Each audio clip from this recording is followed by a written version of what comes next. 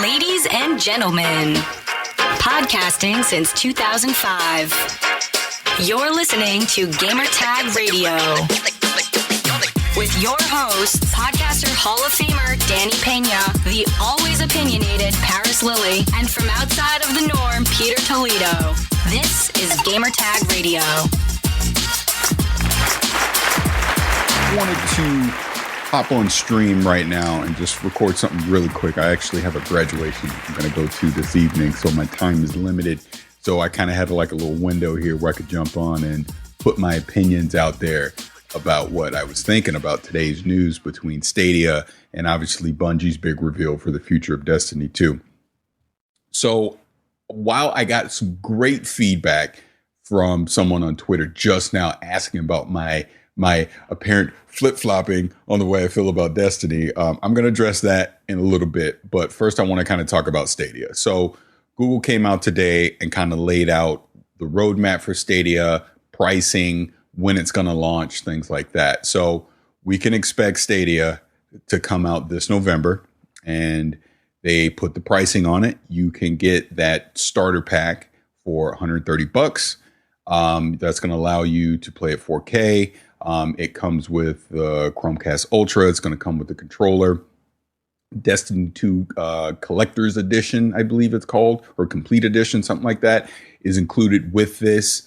And there will be a multitude of games that come in that 3-month subscription. There'll also be a buddy pass where you can pass that subscription on to a friend as well. I'm looking at it right now as I'm talking on stream, and it's saying the Stadia's Founder Edition comes with a free 3-month Stadia Pro subscription, unlocking access to an expanded library of free games, starting with Destiny 2 The Collection, including the Shadowkeep and Forsaken expansions with annual passes, Curse of Osiris, and Warmind. So it's actually a pretty good deal for the Destiny 2 thing. You're basically getting everything along with the new expansion included. So that's great. That's really good to see that you're going to get that as a part of that Founders Pack. Not to mention you're going to get that Chromecast and you're going to get that controller. So when you add all that up along with the 3-month subscription, you're getting a pretty good value for that $130. So I'm actually pretty fine with that. That's actually pretty good. That is a nice starter way to get into Stadia, test drive it, see if it's something you like.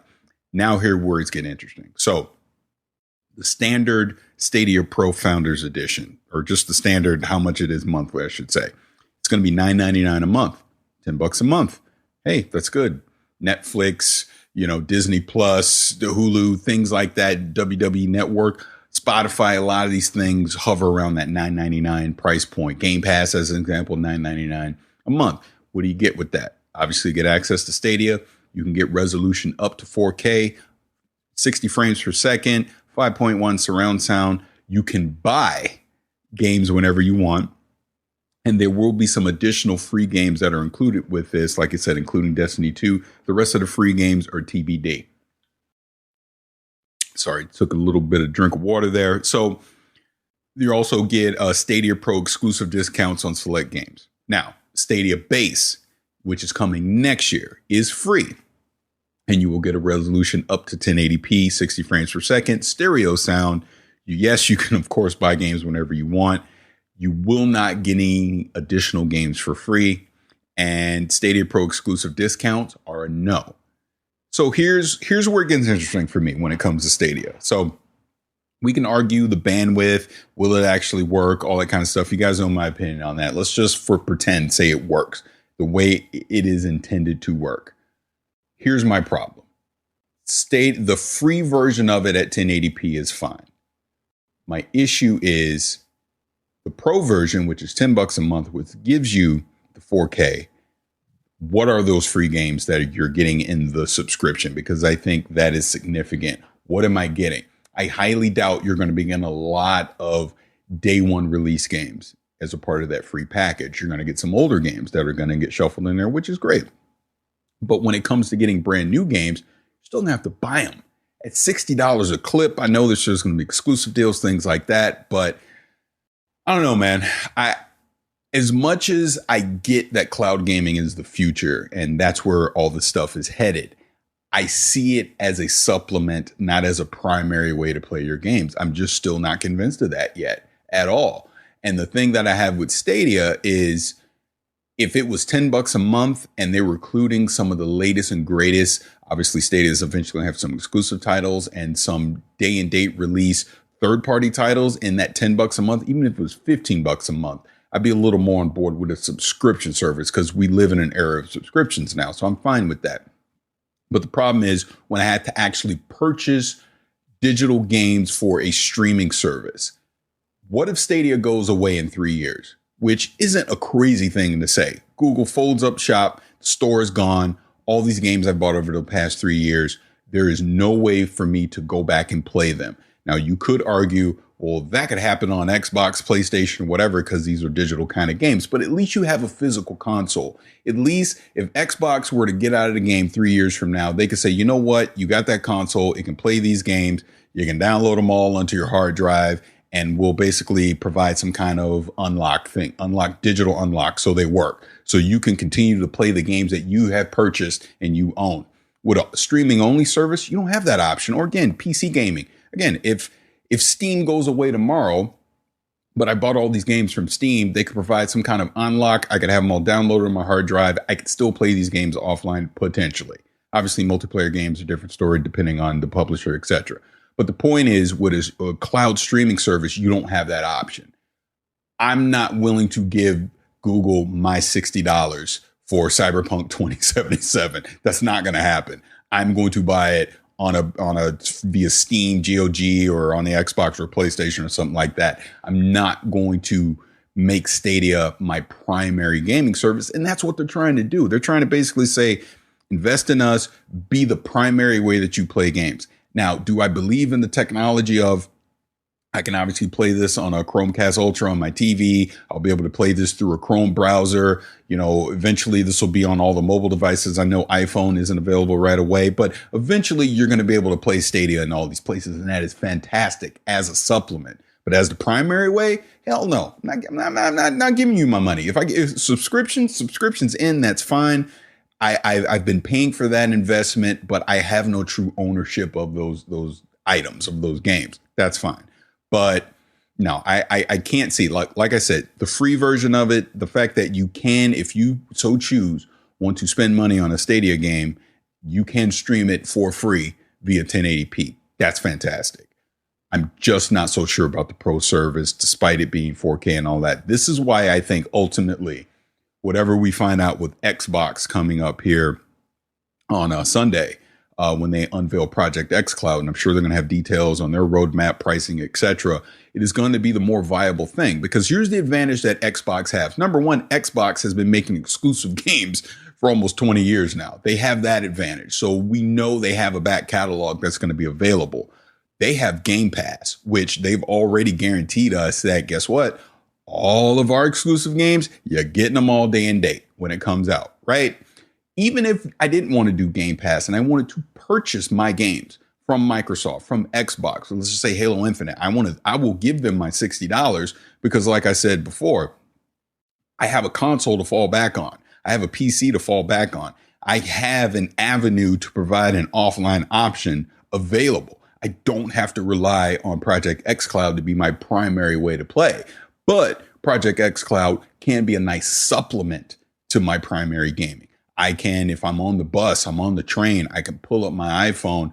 Oh, let me go check something real quick on Destiny. Boom, boom, boom, done. Or, oh, I want to check this real thing on Gears. Or, oh, let me make sure I signed up for this racing event coming tomorrow night on Forza Horizon. Whatever the case may be, I'll be able to do that. And I will be able to do some gaming via Project xCloud. Sure, you know, when I'm in a pinch or wherever. But it's not what I'm going to rely on to play all of my top tier AAA games. And that to me is the ultimate problem with Stadia.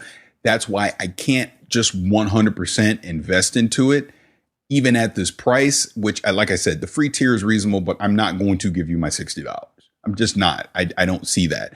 And we will see with the games that are coming in the pro subscription that you're going to be able to get.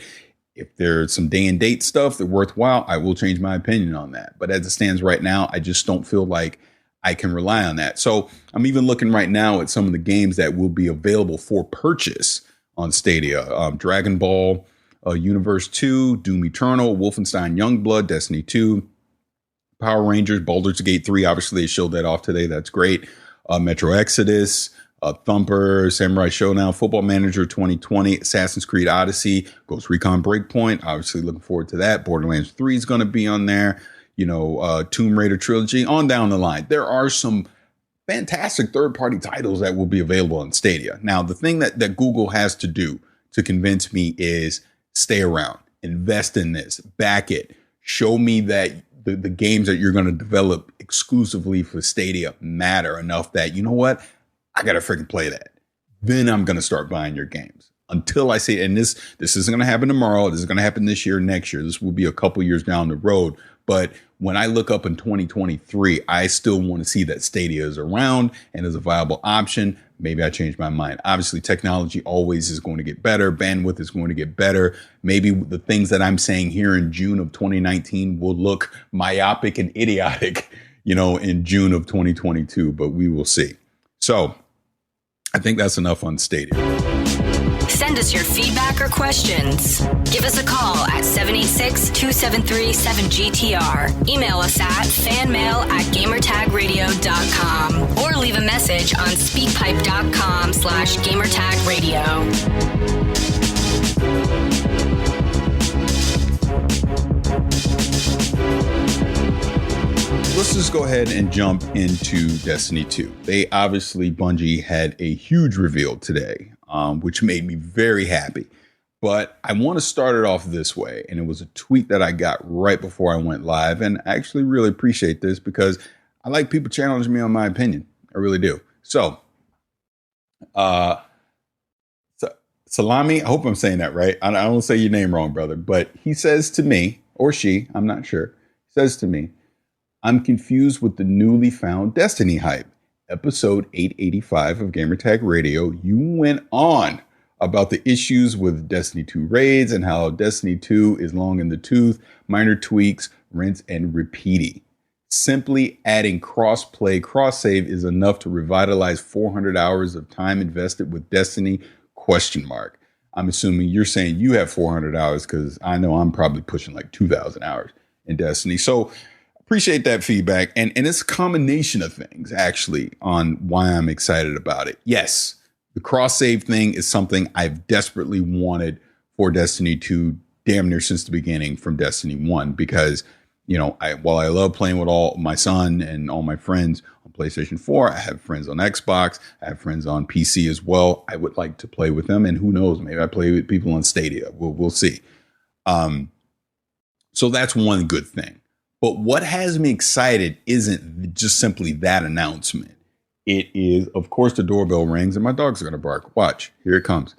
What has me excited is the fact that we got that Vidoc and we saw the roadmap for what the future of Destiny is going to be. What we're seeing, what an independent Bungie who is making all their decisions is going to have on Destiny. That's what has me excited.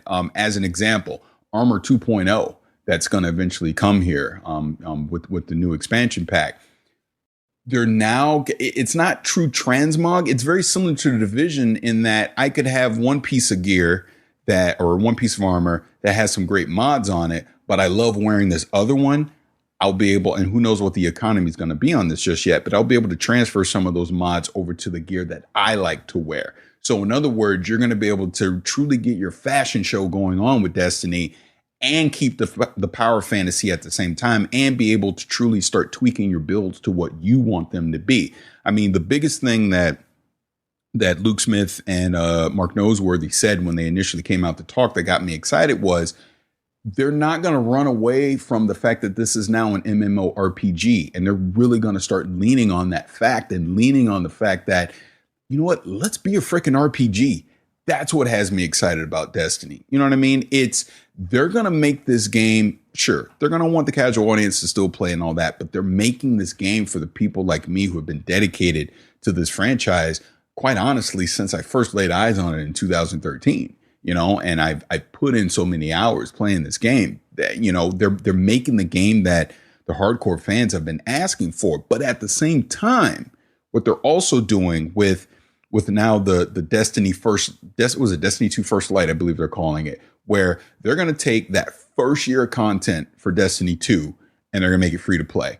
So what that will do is that's going to allow anyone that's curious about Destiny, you're able to jump in for free and start playing the game. You can start playing the game. You can start doing raids, strikes, nightfalls, Gambit. All that year one content will be available to you. But at the same time, you will still be able to interact in the same spaces of the people that have bought the next expansions. You know what I mean? So when this new, I keep want to call it Shadowfall. Gosh darn it. Why do I keep want to call it Shadowfall? Let me get the right name on this before I say something really dumb. Where is it? Shadowkeep. Sorry. So the new expansion that's coming this September is called Shadowkeep. And basically what they're basically saying is you don't have to buy Shadowkeep. No one will force you to buy Shadowkeep. What will happen is you will get that free to play version of Destiny 2, you know, the First Light version of it, and that new moon space that opens up for Shadowkeep. You'll be able to go there. You'll be able to do public events. You'll be able to interact with things in that new play space, but you won't be able to do any of the new missions that are there. You won't be able to do the raid, things like that, the new dungeon that's going to open up. These are the things that are going to be gated behind you actually paying for that expansion pack. And if you deem, hey, the things I've played so far are good enough, now you invest in playing that new expansion pack. And then there's going to be seasons that are now coming where you're not going to be forced to purchase every season. You won't have to purchase a whole annual pass if you so choose. So the example of this is it would be this. Let's say, so season 8, it would be the next season. You're playing season 8. You look at what's coming for season 9. That doesn't look good to you. Guess what? Don't buy it. You don't have to buy it. No one's forcing you to buy it. But then when season 10 comes, you'll be able to buy season 10 and continue on with your journey. It's up to you. It now becomes a la carte when the new content comes out. So it's allowing people to choose the way they want to play Destiny versus being forced into buying all these expansion packs and new seasons and DLC and all that kind of stuff. You don't have to do that unless you so choose, unless there's a piece of content in that new season that's coming that's going to make you want to play. So again, if you're a raider, like I love to raid, if the raids in that new season, guess what? I'm going to buy that new season. But if I saw something like Season of the Drifter, as an example, that didn't have a raid in it, it eventually did have a dungeon, but we didn't know, it was a surprise, I probably wouldn't have bought that because it didn't appeal enough to me, as an example. And going back to the original tweet, absolutely. If we saw what Bungie had been doing leading up to this, the first half of this year, I was not happy with what I was seeing because PvP is a mess right now. And they did address that. They know they need to go back to the drawing board on that and fix PvP before they ever bring trials or any of the advanced in-game type of stuff for PvP action back for Destiny. So good, fix it. When you come up with your solution, we'll judge it accordingly. I was not happy initially with the way I thought they were going to do this world first raid. They proved me wrong. I admitted I was wrong on that. I actually enjoyed them opening up day one, putting the power caps in there. So it basically allowed anyone that didn't want to participate on Tuesday night or Tuesday afternoon could do it.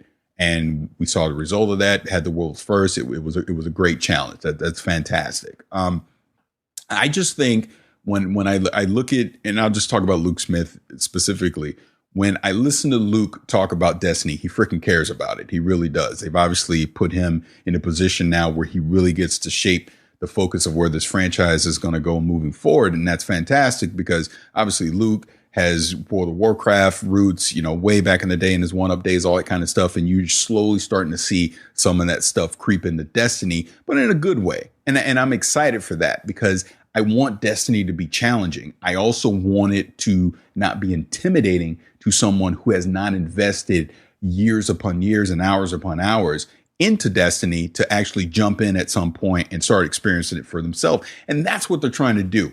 Is it going to be perfect when Shadowkeep comes out in September? No, of course not. It will not be. Guarantee you will be bitching and moaning about something by November or December. But I'm kind of looking at the long game for this. I'm looking at whatever Destiny 3 is going to be, because we don't even know if it's going to be called Destiny 3 at this point. I just think they're buying time. I think there was like, you know what? Let's do a soft reboot right here, right now. Let's start doing things that are going to get people prepared for what we really want to do when we get to Destiny 3.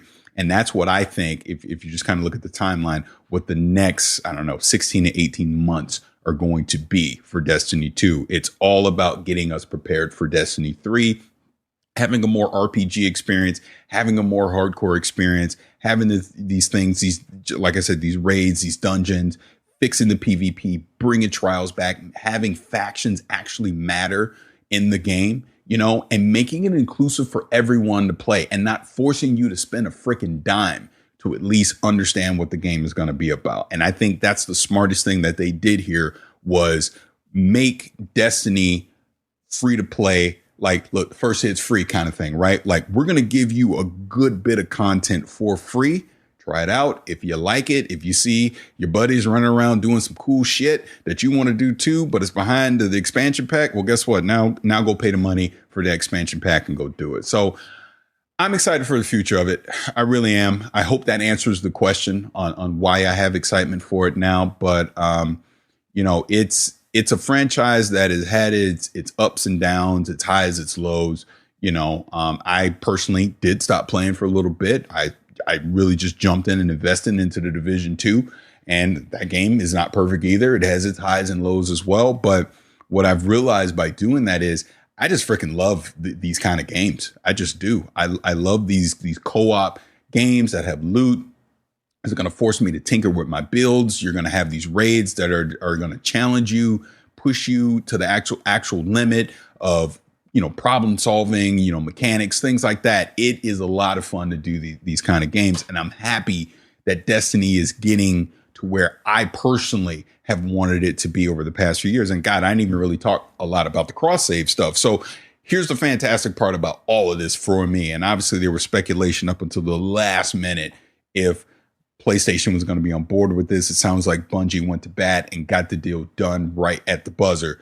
But we're going to have cross saves now, which is something I've been saying the past few years of, let's get cross saves into Destiny. So if, like, I've been playing on PlayStation 4 since the beginning, since 2014 with Destiny 1, but I want to play on a PC. I would love to play on a PC, but guess what? I don't really want to do the freaking grind. And it was funny. I had made up my mind a couple of weeks ago. You know what? F it. Scorch the earth. I'm just going to start over on PC. I don't care. And I'm just going to move forward with Destiny on PC. Now I don't have to do that. And that's freaking great. So all that progress, all the weapons, all the things that I've grinded for over the past 5 years, I get to keep, bring with me over the PC. But then guess what? I can go back over to PlayStation 4. I can hop on the Xbox now. I can go to Stadia. I can do whatever the hell I want. That is great. I know, cross save, is kind of a stopgap. Eventually, we probably want to see some kind of cross play come into effect. But maybe that doesn't happen. I don't know. If it doesn't, this is at least at a minimum what you can expect for that. And of course, I know there's been some confusion, and I hope the TWAB is about to come out. It may come out. I even asked Cosmo and DMG on Twitter if they could clarify this, how the content purchases is going to work. I understand it this way, and I could be completely wrong. You have to purchase the expansion on every platform you want to play, at least the standard edition. So Xbox, PC, PlayStation 4, Stadia. If you buy the deluxe edition on any one of those platforms, that gives you all the seasons as well for this year, right? For this year of Destiny, whatever you want to call it. So if you do that, then like, let's say I bought the deluxe edition on PC. Now, when I hop on PlayStation 4, I only have to purchase the standard edition of the expansion, and I'll get all the seasons there too. That's how I understand it. I could be completely wrong. Hopefully this gets clarified here when the TWAB comes out and we can move forward from there. But overall, man, it is an exciting freaking time for gaming. It really is. And we're not even at the next generation yet, which makes it even sweeter. E3 is going to start here in a couple days. Danny and Pete will be out here in LA. I'm going to meet up with them Saturday. We're going to hang out Sunday. We're going to go to Xbox press conference, experience everything that Microsoft has to talk about. Bethesda has theirs later that night, Ubisoft the day after, and then just everything's going to explode. Unfortunately, I won't be able to spend all my time at E3 this year because I have other commitments, but I'm going to be able to sneak in a little bit. I've said this a million times already, and I even tweeted it at him. I booked the last Cyberpunk 2077 appointment at E3 on Thursday. and by hell or high water, I will be there. I'm going to make it. I have to make it. That is my game of the show without question. I have to see what CD Projekt Red is doing. Hopefully they at least give us some kind of launch window. I'm speculating it'll be spring 2020, but I'm ready for that game, man. I really am. It's just obviously another game that's going to add to the plate of everything, but I'm excited to see what CD Projekt Red is going to do with Cyberpunk. And, and it's not the only game I'm excited for. I'm excited for Gears. I'm excited to see what this new Watch Dogs Legion is going to be. I'm excited to see more about Ghost Recon. The Avengers game obviously is coming. Mario Maker 2, Luigi's Mansion. I mean, the list goes on and on. Final Fantasy Remake. All this stuff is coming that we're going to be able to see at E3 this year. And I'm very excited to see it. But I just have to say, for me personally, it was great to see what Bungie did today, because for me, that studio has always had a special place in my heart. Some of the best gaming moments I've ever had in my entire life was because of Bungie. And that goes all the way back to Halo CE, all the way to where we are here today with Destiny 2. I can't say it enough. That's why when I had the opportunity to go to that studio a few years ago, it was truly an honor. And it's truly been an honor to be able to interact with some of the employees there that are making these games and things like that. But to see them for what I expect them, I feel like they're righting the ship of what Destiny should be from what we always expected it to be going back into 2013. I think the future is really bright. So I don't know. I'm happy about today's news. Like I said, Stadia, I may not be the biggest cheerleader of it right now, but I got a feeling Microsoft is going to hit a home run with theirs on Sunday, because like I said, it's all about choice and it being a supplement to your primary gaming. The thing that Microsoft is going to have to hit with xCloud is how they price it. There needs to be some type of free tier. I would expect that they'll have a pro tier. Maybe it's tied into Game Pass Ultimate, something like that. But the combination of them doing Game Pass now on console, PC, xCloud is coming. They got the new studios that are working, that are working on all these games. I really think we're going to see something special on Sunday. I do. And I know if Danny's lurking in the chat or not, but shout out to Danny. If they announce the partnership with the Switch, he will literally pass out in the press conference. I have the ultimate faith that we will be calling the paramedics to come get Danny out of the press conference if they do have some kind of Switch collaboration with Game Pass, Banjo-Kazooie, or Cuphead 2 comes to Switch, whatever the case may be. Danny's going to lose his freaking mind. But yeah, so I'm looking at the time right now. I probably need to go ahead and get out of here. Like I said, I got a graduation I'm going to go to, but like I said, I just wanted to hop on here. Just wanted to chat, do a quick little stream. We might turn this into a podcast or something. I don't know. We'll see. But this is fun. Like I said last week, I definitely want to do more of these where I just get on stream and just run my mouth and talk about gaming topics, things like that. So until the next time, which I think will be at E3, I guarantee you we will do a post Xbox reaction. I'm hoping and praying we do another Cyberpunk roundtable Thursday night. I hope and pray I can make it to that. But should be this weekend. You guys will hear from all three of us again. But until then, thank you guys for hanging out this. I truly appreciate it.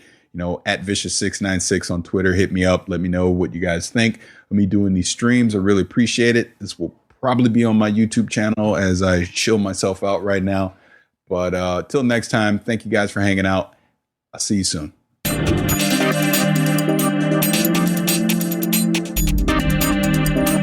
Thanks for listening to Gamertag Radio. Be sure to like us on Facebook and follow us on Twitter.